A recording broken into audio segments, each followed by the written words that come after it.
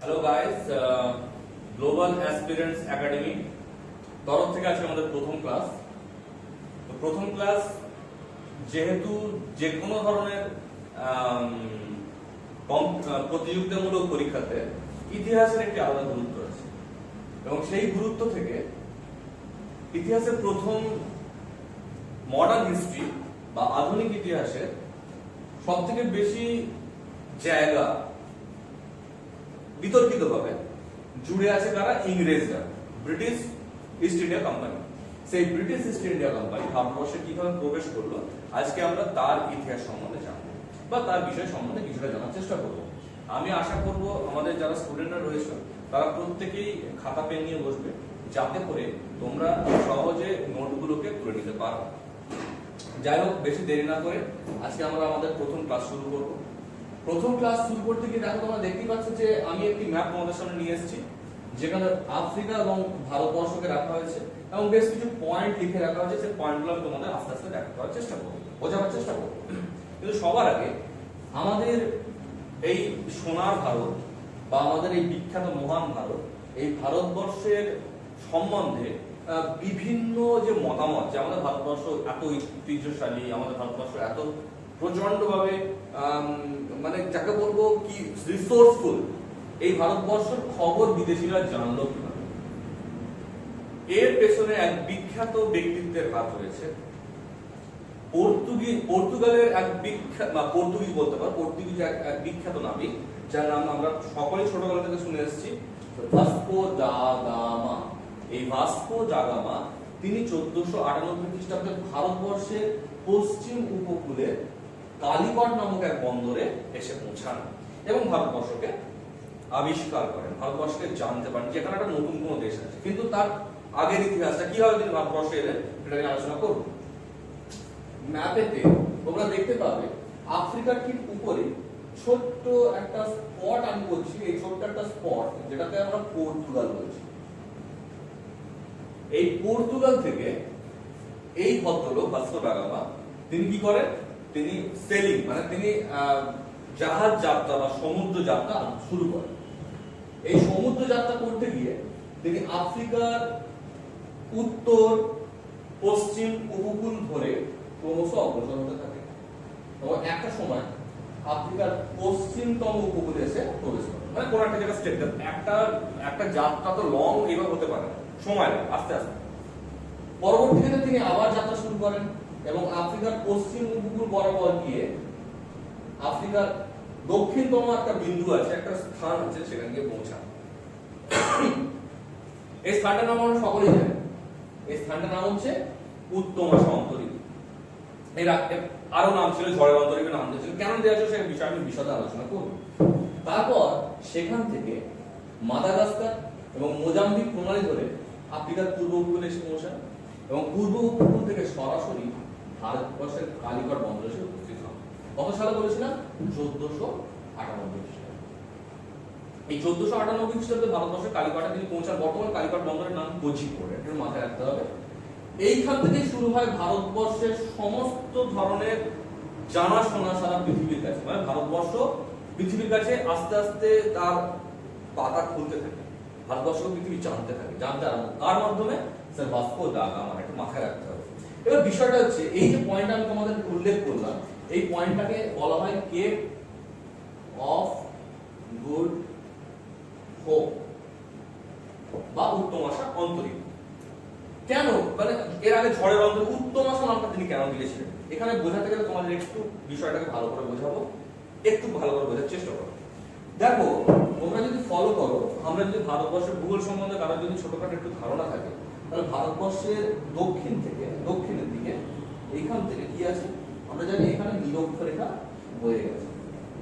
নিরক্ষরেখাকে মান আমরা 0 ডিগ্রি ধরি। এই 0 ডিগ্রির মান বা নিরক্ষরেখার ইংরেজি প্রতিশব্দ কি? Ecuador line. এবং আমরা জানি তার উত্তরে মোটামুটি একটা আন্দাজ করে নিই, ভারতবর্ষের এরকম জায়গা দিয়ে গেছে মোটামুটি 23.5 ডিগ্রি উত্তর অক্ষাংশে, যেটাকে কর্কট ক্রান্তি রেখা বলা হয়। আর ঠিক তার দক্ষিণে 23.5 ডিগ্রি দক্ষিণে যে রেখাটা আছে, হয়তো আমার একটু বাঁকাচোরা হতে পারে, তোমরা একটু বুঝে নিও। 23.5 ডিগ্রি দক্ষিণে মকর ক্রান্তি রেখা আছে বলে আমরা জানি। ভালো করে ফলো করলে দেখা যাবে, আমি কিন্তু ইতিহাসটাকে বোঝাবার চেষ্টা করছি, খুব ইজিলি বোঝাবার চেষ্টা করছি, যাতে করে পুরো বিষয়টা তোমরা বুঝতে পারো।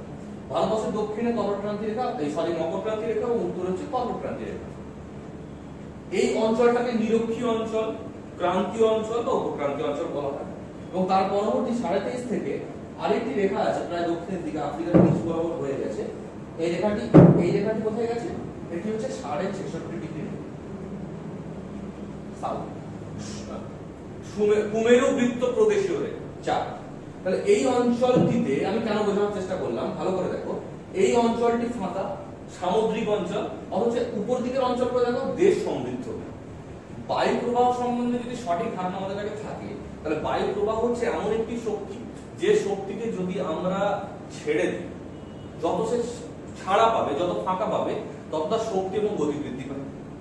সেই হিসাবে সামুদ্রিক অঞ্চলে বায়ু প্রবাহের যে গতি হবে, সেটা স্বাভাবিকভাবে দেশীয় অবস্থা বিভিন্ন বাধা যখন প্রাপ্ত হবে, মানে পর্বত, পাহাড়, ঘর বাড়ি, বিভিন্ন ধরনের প্রাকৃতিক ল্যান্ডফর্মসের মাধ্যমে যখন সে বাধাপ্রাপ্ত হবে, স্বাভাবিকভাবে তার নিজস্ব যে স্বাভাবিক গতি সে পাবে না। সেই হিসাবে দক্ষিণের এই অঞ্চলগুলো, বিশেষ করে 23.5 থেকে 66 বা 66 পরবর্তী 90 ডিগ্রি পর্যন্ত সাউদার্ন, যেটাকে দক্ষিণ বিন্দু বলা হয়, দক্ষিণ মেরু বলা হয়, সেই অঞ্চলে বায়ু প্রবাহের গতি দুর্বার হবে, মারাত্মক হবে। সেই হিসাবে ভালো করে ফলো করে দেখো, ভ্যাসকো ডা গামা যখন তার আগমন শুরু করে, এটা আমি আরো ডিটেইলসে পড়াতে পারি, কারণ গুগলের পাঠ রয়েছে। এখানে বাণিজ্য বায়ু আমরা বলতে পারবো, এখানে পশ্চিমা বায়ু অবস্থান করছে আমরা বলতে পারবো। তো এই ক্ষেত্রে যখন ভাস্কো ডা গামা 23.5 ডিগ্রি অক্ষাংশ অতিক্রম করে এখানে পড়লেন, আমরা ছোটবেলায় গুগলে পড়েছি না, তীক্ষ্ণ চিৎকারকারী ষাট, গর্জনশীল 40, 85 এগুলো পড়েছিলাম। তার মানে হচ্ছে দেখো 23.5 থেকে 66 মধ্যে 40, 50 এবং 60 তিনটে রেখায় আমরা পেয়ে যাচ্ছি। এবং এই তিনটি রেখায় কিন্তু সবথেকে ভয়ঙ্করতম রেখা। আমি তোমাদের একটু আগে বললাম যে প্রচন্ড পরিমাণে যদি বায়ু প্রবাহের গতি দেখতে পাওয়া যায় এবং তাদের ভয়ঙ্করতম রূপ দেখতে পাওয়া যায়, সেটা কোথায় পাওয়া যাবে? সেটা অবশ্যই দক্ষিণ গোলার্ধে 23.5 থেকে 66 ডিগ্রি রেখার মধ্য দিয়ে। ভাস্কো ডা গামা যখন আফ্রিকার পশ্চিম গোলার্ধ থেকে, পশ্চিম প্রান্ত থেকে তার সেলিং পুনরায় শুরু করেছিলেন, সেই সময় থেকে তিনি যখন 23.5 ডিগ্রি দক্ষিণ বা মকর ক্রান্তি রেখাতে ক্রস করলেন, তখন তিনি কোন কোন জিনিসের, কোন কোন বায়ু প্রবাহের সম্মুখীন হয়েছিলেন, কোন কোন ভয়ঙ্করতম শক্তির সম্মুখীন হয়েছিলেন? 40, 50 এবং 60। সেই কারণেই তার জাহাজ প্রায় ডুবতে বসেছিল। ভালো করে ফলো করে দেখো এই জায়গাটা। এবং সেই প্রচন্ড লড়াই করে এসে আবার তিনি যখন আফ্রিকার দক্ষিণ প্রান্তে এসে পৌঁছালেন, তখন তিনি সেটাকে নাম দিয়েছেন উত্তম আশা অন্তরীপ, নতুন করে আশার সঞ্চার হলো। তো যাই হোক, তারপর তিনি আফ্রিকার পশ্চিম উপকূল, পূর্ব উপকূল ধরে মোজাম্বিক প্রণালীর মধ্য দিয়ে গিয়ে ভারতবর্ষে এসে পৌঁছান। এটা হচ্ছে প্রথম ঘটনা। এর মধ্য দিয়ে ভারতবর্ষের রিসোর্স, ভারতবর্ষের সম্ভ্রান্ততা, ভারতবর্ষের একটা দারুণ ক্যারেক্টার, চরিত্র সারা পৃথিবীর কাছে উন্মুখ হয়েছিল। তো এর পরবর্তী স্টেপ নিয়ে আমরা আলোচনা করবো। এর পরবর্তীকালে কি কি এসেছিল, যেহেতু আজকে আমরা ব্রিটিশ সাম্রাজ্য নিয়ে আলোচনা করবো, মানে ব্রিটিশ ইস্ট ইন্ডিয়া কোম্পানি নিয়ে আলোচনা করবো, তাই আমরা পর্তুগিজদের বিষয় নিয়ে এতটা বেশি ডিটেইলস আলোচনা করবো না। কিন্তু যেহেতু প্রথম পথ বা পায়োনিয়ার ভাস্কো ডা গামা দেখিয়েছিলেন, তাই তার বিষয়ে আলোচনা না করলেই ছিল না, তাই তোমাদের এটা বলা।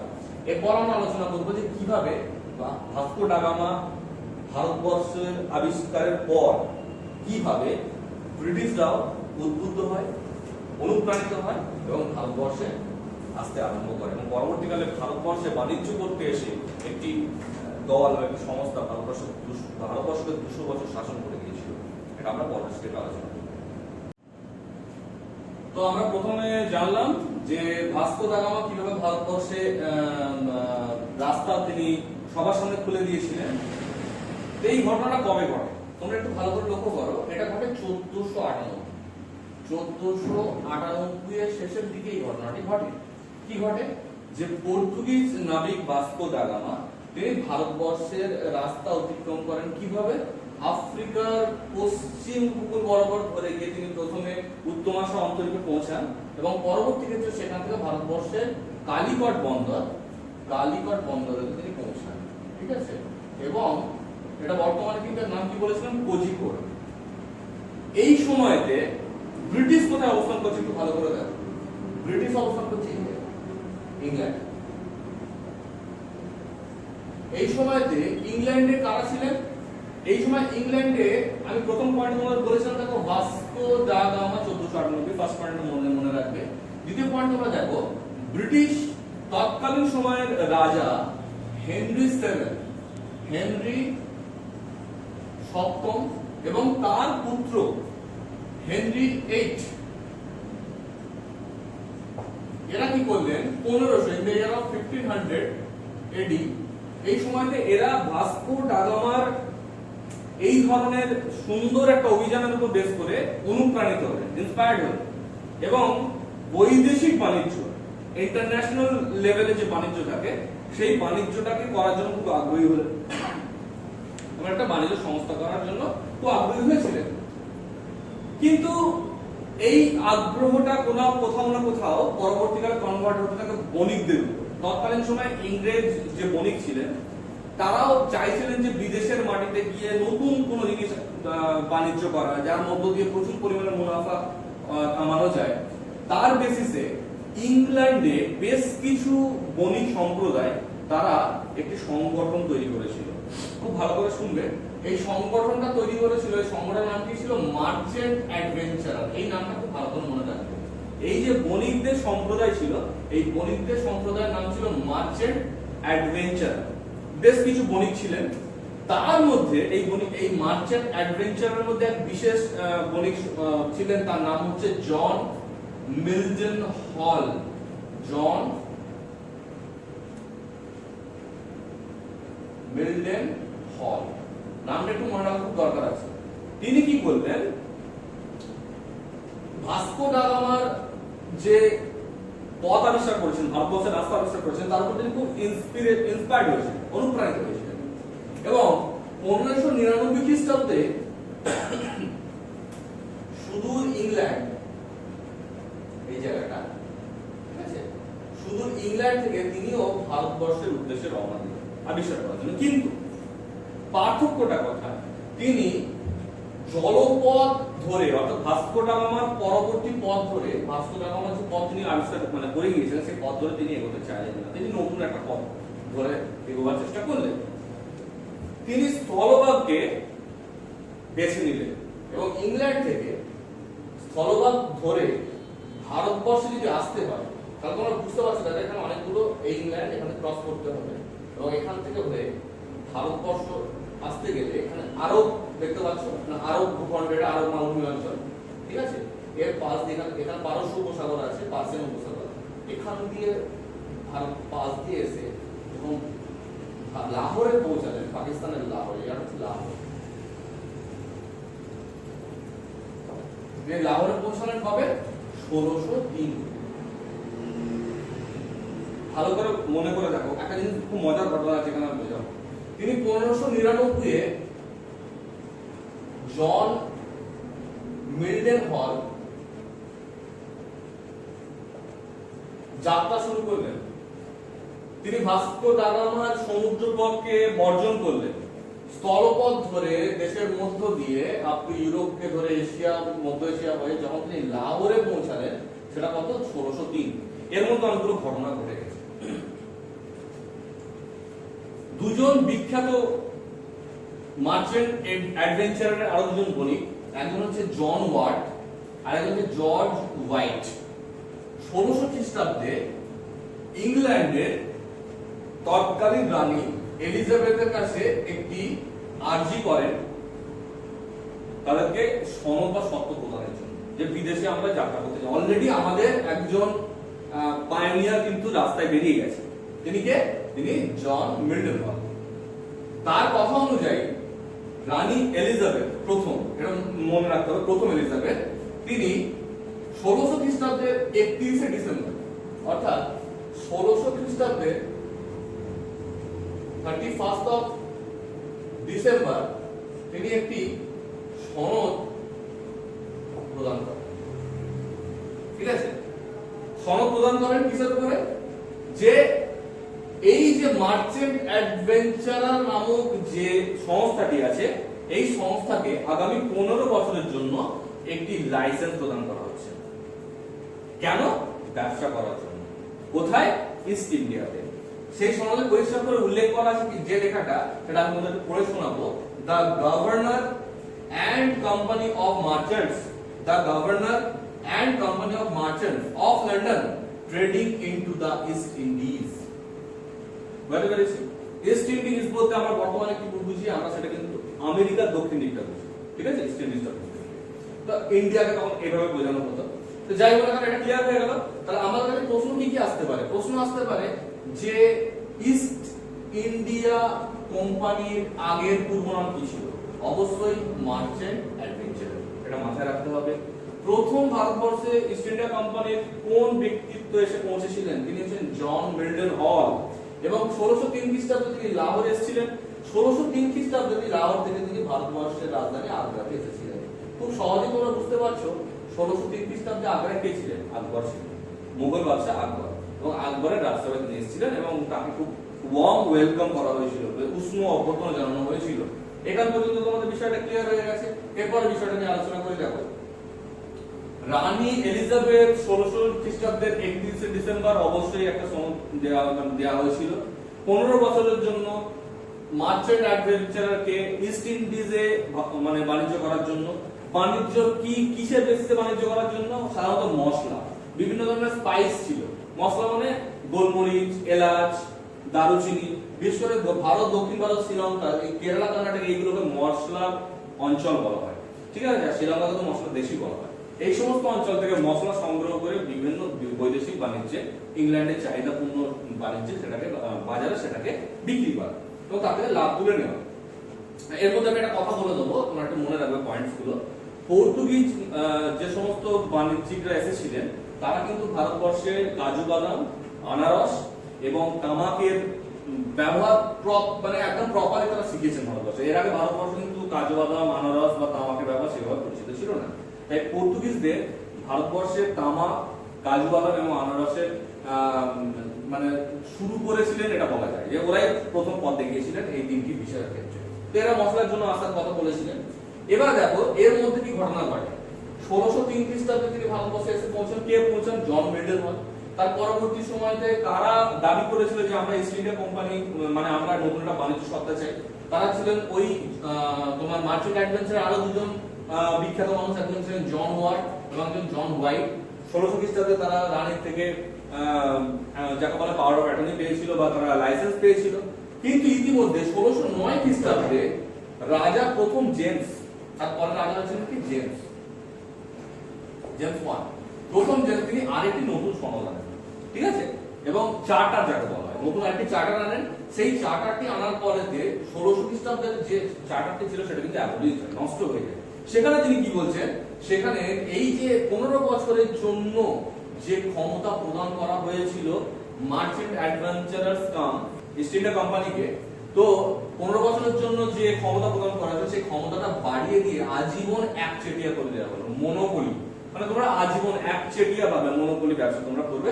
সেটা কিন্তু কে করেছিল? সেটা জেমস প্রথম। এটা কিন্তু একটু মাথায় রাখতে হবে, ঠিক আছে? তো এখানে পয়েন্টস গুলো নিয়ে আলোচনা করবো। তাহলে আমরা রিভিশন একবার অবশ্যই করব, তারপর আর কয়েকটা বিষয় আমি একটু আলোচনা করে নিই।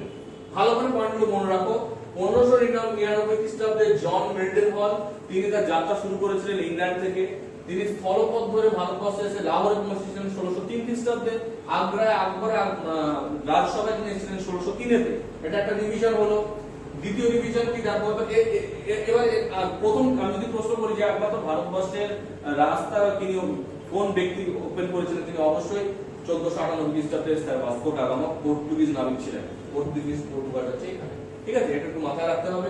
এবার মজার বিষয় দেখো, তিনি 1603 এসেছেন, বাস্তবে তিনি ফেরতও যাবেন, তিনি ফেরতও গেছেন, কিছু বছর আগে স্টেও করেছিলেন। এগুলো আমাদের কাছে ইম্পর্টেন্ট ম্যাটার না, কারণ এগুলো প্রশ্ন আসে না। এর পরের প্রশ্ন খুব ইম্পর্টেন্ট আছে।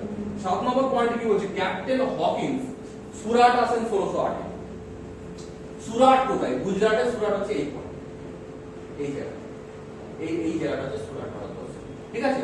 তো তিনি কত খ্রিস্টাব্দে আসেন? 1608, 1608।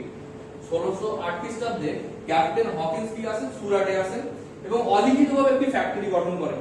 এখানে বলার বিষয় হচ্ছে, প্রশ্নটা অনেকেই করতে পারেন স্যার আপনি কোথা থেকে কোথায় চলে যাচ্ছেন, বিষয়টা বলি। 1603 যখন তিনি ভারতবর্ষে আসেন, কে আসেন? জন মিল্টন হল। তখন কিন্তু তিনি জানতেন না যে অলরেডি 1600 খ্রিস্টাব্দে ইস্ট ইন্ডিয়া কোম্পানির গঠন হয়ে গেছে। কেন জানতেন না? বিকজ তিনি রাস্তার মধ্যে ছিলেন, তিনি তার যাত্রার মধ্যে ছিলেন। তার পরবর্তী ক্ষেত্রে কারা অফার করেছিলেন, মানে কারা রিকোয়েস্ট করেছিলেন? একজন ছিলেন জন ওয়াট এবং জন হোয়াইট।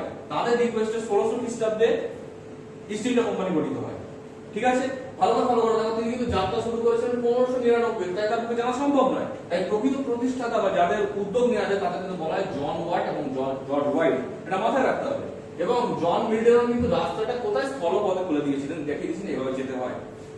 ভালো করে বোঝার চেষ্টা করবেন, মজার ব্যাপার আছে।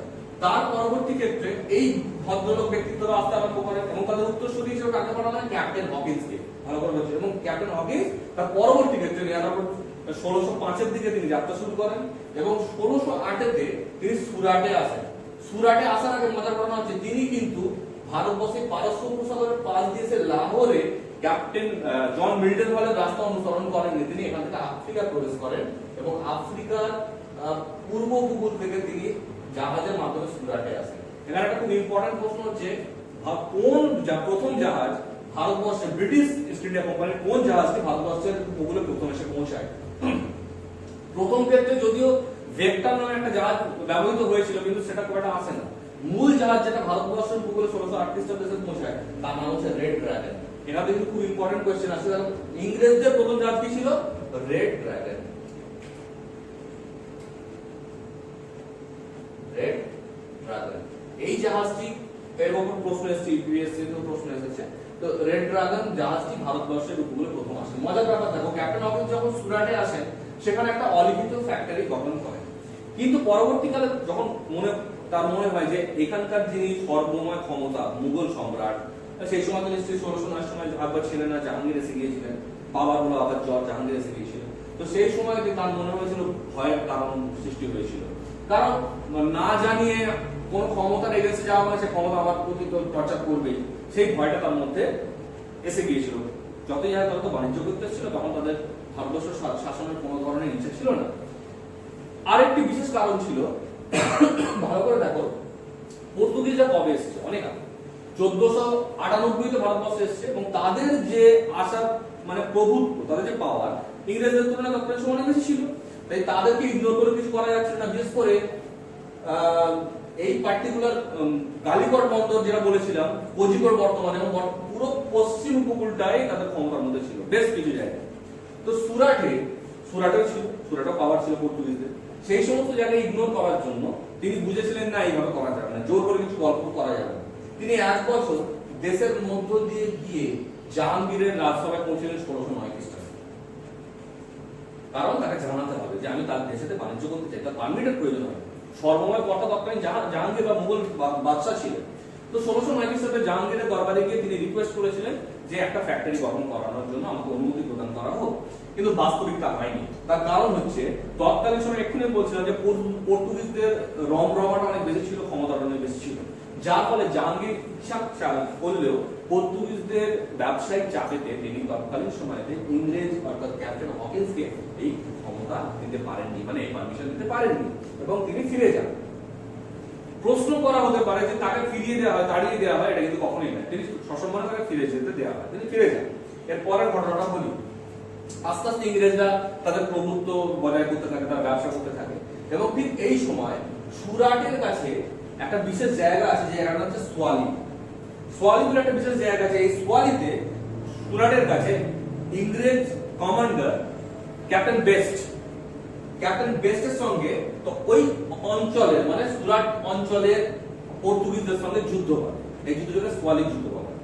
এই সোয়ালি যুদ্ধ কত খ্রিস্টাব্দে হয় না? এটা 1612 খ্রিস্টাব্দে। একটু মাথায় রাখতে হবে, প্রশ্নগুলো আমরা বলছি বারবার করে মানে মনে রাখতে হবে। 1612 খ্রিস্টাব্দে সোয়ালি যুদ্ধতে ক্যাপ্টেন বেস্ট পর্তুগিজদের হারিয়ে দেয়। তার স্বাভাবিকভাবে সুরাট অঞ্চলের ক্ষমতা বেড়ে যায়। সেই সময় ভারতবর্ষের কে এসেছিলেন? আরেকজন প্রতিনিধি। কার প্রতিনিধি? জেমস। তারপর 1609 তে জেমস আসছেন। জেমসের প্রতিনিধি কে ছিলেন? এই ভদ্রলোক স্যার টমাস রো, খুব বিখ্যাত নাম। এবং সেই টমাস রো তখন কি করলেন, জেমসের প্রতিনিধি হিসেবে ভারতবর্ষে প্রবেশ করলেন কত সময়, 1618 খ্রিস্টাব্দে। এখানে অনেক ধরনের কনফিউশন আছে, এই টাইমটাকে নিয়ে অনেকে বলেন না এটা আগেও এসেছে, তবে মোস্ট প্রবাবলি আমি যখন রিসার্চ করে দেখেছি 1618 দিকে তিনি এসেছেন। এবং জাহাঙ্গীরের কাছ থেকে শুধুমাত্র সুরাটের জন্য কারখানা করার অনুমতি তিনি পাননি, তার সঙ্গে ভারতবর্ষের বহু অঞ্চলে, আরো বহু অঞ্চলেতে তিনি কি করেছিলেন, ফ্যাক্টরি গঠন করার অনুমতি গ্রহণ করতে পেরেছিলেন, মানে তার ট্যালেন্টের মধ্যে দিয়ে। কারণ তখন তার পর্তুগিজদের কোনো পাওয়ার ছিল না, সোয়ালির যুদ্ধে ক্যাপ্টেন বেস্টের কাছে হেরে গিয়েছিল, তার প্রয়োজন ছিল না, তাই খুব সহজেই কিন্তু জাহাঙ্গীর তাদের সেই অনুমতি দিয়েছিলেন এবং তার বেসিসেই অ্যাকচুয়ালি কিন্তু সুরাটের যে প্রকৃত ফ্যাক্টরিটা সৃষ্টি। এখানে প্রশ্ন আছে তাহলে সুরাটের ফ্যাক্টরিটা কত সালে বিকবো? 1614 খ্রিস্টাব্দটা বেস্ট। 1614 খ্রিস্টাব্দ অর্থাৎ স্যার টমাস রো তিনি কি করেছিলেন, তিনি ভারতবর্ষে এসেছিলেন এবং জাহাঙ্গীরের দরবারে প্রায় 3 বছর ছিলেন। দেখো আরেকজন বিখ্যাত ব্যক্তির নাম তোমাদের বলবো স্যার ফাদার মনসারেট। মনসারেট কিন্তু একজন পর্তুগিজ মানে প্রিস্ট ছিলেন, পাদ্রী ছিলেন এবং তিনি আকবরের খুব কাছের ব্যক্তি ছিলেন। আকবর যখন কাশ্মীরের উত্তরে যাত্রা করেছিলেন তখন এই প্রিস্ট কিন্তু বরাবর তার সঙ্গে ছিলেন, এটা একটা ইম্পর্টেন্ট পয়েন্ট মাথায় রাখবে। তো মোটামুটি একবার আমরা রিভাইজ করে নিই প্রথম পার্টটা নিয়ে। ভাস্কো ডা গামা ভারতবর্ষে আসেন 1498 খ্রিস্টাব্দে। প্রশ্নটা খুব সহজে কোথায় আসেন, কালিকট বন্দর। কালিকট বন্দর কোথায় পড়ছে, কালিকট বন্দর পড়ছে বর্তমান নাম হচ্ছে কোঝিকোড, এটা কেরালায় পড়ছে এবং ভারতবর্ষের পশ্চিম উপকূল বরাবর পড়ছে, দক্ষিণ দিকে। এরা 1498 খ্রিস্টাব্দে আসার পরে অনুপ্রাণিত কারা হলেন, হেনরি 7 এবং তার পুত্র হেনরি 8 1500 খ্রিস্টাব্দে, এবং তারা একটি বাণিজ্য সংস্থা গঠন করে বাণিজ্য করার ইচ্ছা প্রকাশ করলেন এবং একটি বাণিজ্য সংস্থা তৈরি হলো। সংস্থাটার নাম ছিল মার্চেন্ট অ্যাডভেঞ্চারার। সেই সংস্থার একজন বিখ্যাত ব্যক্তি জন মিল্টন হল, তিনি 1599 ইংল্যান্ডে যাত্রা করলেন, যদিও তিনি ভাস্কো ডা গামার পথ অনুসরণ করলেন না, তিনি এলেন কোথা দিয়ে, স্থলপথ ধরে এবং ভারতে প্রবেশ করলেন কত 1603 খ্রিস্টাব্দে লাহোর হয়ে আকবরের রাজসভায়। অপর দুই ব্যক্তি জন ওয়াট এবং জন হোয়াইট, যারা কি ছিলেন, যারা ছিলেন মার্চেন্ট অ্যাডভেঞ্চারারের সহকর্মী, তারা কি করলেন 1600 খ্রিস্টাব্দে 31 ডিসেম্বর রানী প্রথম এলিজাবেথের কাছ থেকে সনদ বা চার্টার তিনি আদায় করতে পারলেন। আগামী 15 বছরের জন্য তাদেরকে ক্ষমতা প্রদান করা হলো ভারতের ব্যবসা করার জন্য। 1609 খ্রিস্টাব্দে প্রথম জেমস তিনি কি করলেন, তিনি প্রথম 1600 খ্রিস্টাব্দে রানী এলিজাবেথের যে চার্টারটা আছে সেটাকে ডিনাই করে দিয়ে নতুন একটি চার্টার প্রদান করলেন, যেখানে মনোপলি বা একচেটিয়া বাণিজ্য ক্ষমতা প্রদান করা হলো ইস্ট ইন্ডিয়া কোম্পানিকে। ক্যাপ্টেন হকিন্স সুরাটে আসেন 1608 এ, প্রথম জাহাজ কি ছিল, রেড ড্রাগন, এবং তিনি ফ্যাক্টরি গঠন করলেন। 1609 এ জাহাঙ্গীরের দরবারে গেলেন এবং প্রত্যাখ্যাত হলেন, কারণ এটা কিন্তু অলিখিত, কিন্তু ফার্স্ট অলিখিত। 1612 খ্রিস্টাব্দে সুরাটে সোয়ালিতে ক্যাপ্টেন বেস্ট তিনি এক যুদ্ধে পর্তুগিজদের হারিয়ে দিলেন এবং কি করলেন, সেখানে তার ক্ষমতা প্রদর্শন করলেন, ইংরেজরা সেখানে স্থায়ীভাবে ক্ষমতাসীন হল। ঠিক আছে, এবং ফ্যাক্টরি কবে গঠিত হল, 1613। আমি 1614 বলেছিলাম, 1613 বা 1614 অনেকে করা হয়। প্রথম ফ্যাক্টরি প্রকৃতপক্ষে সুরাটের ফ্যাক্টরিটা 1613 বা 14 তে গঠিত হয়। স্যার টমাস রো প্রথম জেমস যিনি বলেছিলাম, তার প্রতিনিধি হিসাবে আসেন তার কাছে জাহাঙ্গীরের দরবারে কত সালে আসেন, 1618 খ্রিস্টাব্দে, এবং তিনি কতদিন ছিলেন, 1619 পর্যন্ত ছিলেন, অর্থাৎ প্রায় 1 বছর, এবং বহু জায়গায় ভারতবর্ষের বহু জায়গায় তিনি ফ্যাক্টরি গঠনের অনুমতি লাভ করেন এবং অতঃপর তিনি 1609 তে ফিরে যান। তাহলে আজকে আমাদের ফার্স্ট পার্টে মোটামুটি পুরো বিষয়গুলো অনেকগুলো পয়েন্ট নিয়ে আলোচনা করলাম, আমরা অনেকগুলো কোয়েশ্চেন তোমাদের পিডিএফ হিসাবে আমাদের পার্টে দিয়ে দেবো, মানে আমাদের ক্লাসের শেষের লিংকে ডেসক্রিপশন বক্সে আমি দিয়ে দেবো, সেখান থেকে তোমরা পিডিএফ গুলো সংগ্রহ করতে পারবে এবং প্রশ্নগুলোর উত্তর তোমরা ইনবক্সে দিতে পারো। আর যদি ক্লাস ভালো লাগে অবশ্যই তোমরা লাইক শেয়ার করো, এছাড়া তো কি ভালো আছে। যাই হোক, এরপরে আমরা সেকেন্ড পার্টে চলে যাবো, তারপরে আমরা আরো ডিটেইলসে আলোচনা করবো যে ভারতবর্ষের ফ্যাক্টরি কোথায় কোথায় কবে কবে সৃষ্টি হয়েছে।